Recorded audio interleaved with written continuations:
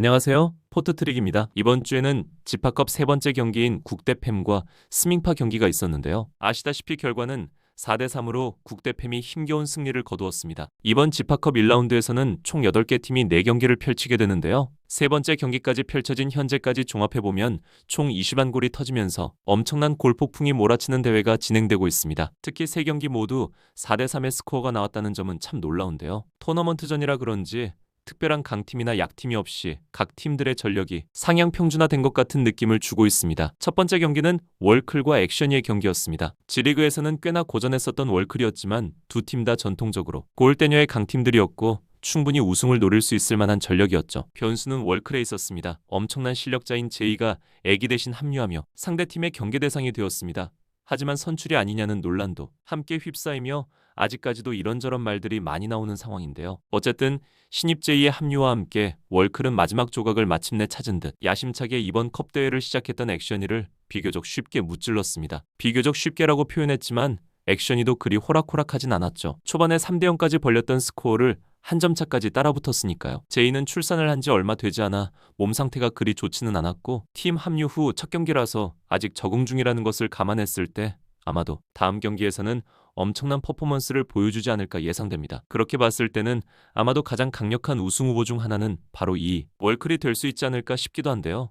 원더의 마시마를 상대할 만한 가장 위협적인 인물이 될 거라 보여집니다. 탈락한 액션이는 안타깝지만 이 신인 멤버의 제물이 되고 말았습니다. G리그 첫 경기에서 월클이 새로 합류한 원더의 마시마의 존재를 잘 모르고 경기를 하다 호되게 당한 것처럼 이번 지파컵 첫 경기에서는 액션이가 월클의 제의를 미처 대응하지 못하고 크게 당하고 말았죠. 두 번째 경기는 블라비와 연합, 신생팀 불사조 유나이티드의 경기였습니다. 일명 박선영 더비라고도 불렸던 이 경기는 불사조의 멤버 선정부터 정말 큰 기대와 함께 실망도 있었던 사건이 있었는데요. 아직까지도 여전히 의문인 점은 마지막 비어있던 합류 멤버 두 자리에 정말로 아무도 섭외 가능한 골대녀 선수들이 없었나는 점입니다. 생각보다 오나미와 김승혜의 경기 비중이 높았던 것을 보고 나니 더욱더 선수 선발에 대해서 아쉬움이 큰 것 같습니다. 이 경기는 절대자 박선영과 그 후계자인 강보람의 대결이 인상적이었죠. 다리 회복을 마치고 2년 만에 복귀한 최고령자 박선영은 골대녀, 팬분들의 걱정과 염려가 무한할 정도로 환상적인 활약을 펼쳐 보였고 강보람도 왜 자신이 리그 득점왕을 차지했는지, 왜 자신이 블라비의 에이스인지를 정확히 보여주었습니다. 굉장히 팽팽했던 경기라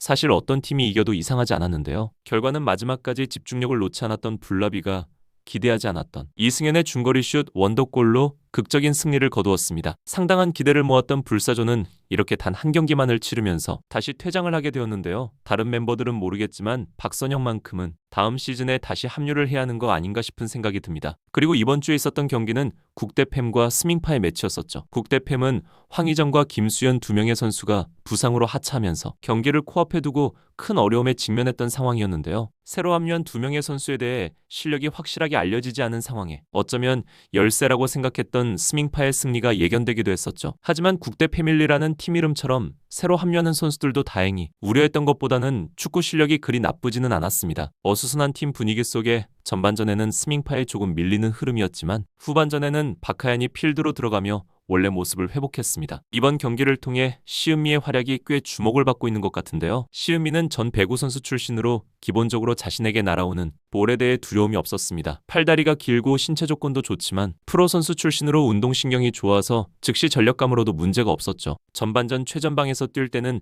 질라탄 같은 모습을 연상케 하더니 후반전 골키퍼로 투입되었을 때는 최후의 모습도 보이는 것 같았는데요. 개인적인 생각으로는 앞으로도 쭉 골키퍼로 계속 뛰는 게 어떨까 하는 생각이 들었습니다. 확실히 박하얀이 필드에 있고 없고에 따라 국대팸의 빌드업이나 경기 주도권을 잡는 부분에 있어서 엄청나게 차이가 크기도 했고 발보다는 팔 사용이 더 익숙한 시은미도 골키퍼를 보는 것에 큰 어려움이 없다는 판단이 들었기 때문입니다. 국대팸은 만약 후반전처럼 골키퍼에 시은미가 들어가고 수비 라인에는 박하얀과 박승희가 그리고 공격에 남이애와 김민지를 배치시키면 황희정과 김수현 두 명의 선수가 부상으로 빠지기 전보다 오히려 전력이 더 상승한 것 같다는 느낌이 들기도 하는데요. 국대팸의 가장 큰 아킬레스건이 골키퍼였다는 것을 고려한다면 시은미의 합류는 오히려 위기가 아니라 기회가 돼버린 듯 보입니다. 이번 경기를 통해 큰 배움을 얻은 국대팸은 이제 다음 경기가 더 기대가 됩니다. 충분히 우승 가능한 전력이라고 보여지네요. 스밍파는 이번 경기에서 정말 아까웠습니다. 지난 경기들과 비교해도 정말 좋은 플레이들을 보여주었고 후반 초반까지는 스코어도 리드하면서 왠지 승리를 해나가는 좋은 분위기를 연출했지만 끝내 박하얀을 막아내는데 실패했죠. 비록 지긴 했지만 스밍파는 정말 박수를 받을 만한 좋은 모습이었고 에이스인 박하얀과 심으뜸 대결을 보는 맛도 흥미로웠습니다. 무엇보다 이렇게 치러진 3경기에서 파울이나 판정 등에 대한 논란이 발생하지 않았다는 점이 고무적이라고 할 만한데요. 앞으로도 정정당당한 페어플레이가 계속 나왔으면 좋겠습니다. 다음 주 경기는 1라운드 마지막 매치인 탑걸과 발라드림 경기인데요. 이 경기도 예측하기는 쉽지 않지만 아마도 발라드림의 우위를 점치시는 시청자분들이 조금 더 많지 않을까 싶은 예상입니다. 그리고 또 하나 기대되는 점은 이 경기도 과연 4대3의 스코어가 나올 것인가 하는 것인데요. 지파컵이 시작부터 경기당 7골이라는 골잔치가 벌어지고 있어서 기대를 해볼 만한 것 같습니다. 발라드림에 비해 공격력이 좀 약한 탑걸은 이우정이 합류하면서 엄청난 공격력을 발휘하고 있기 때문에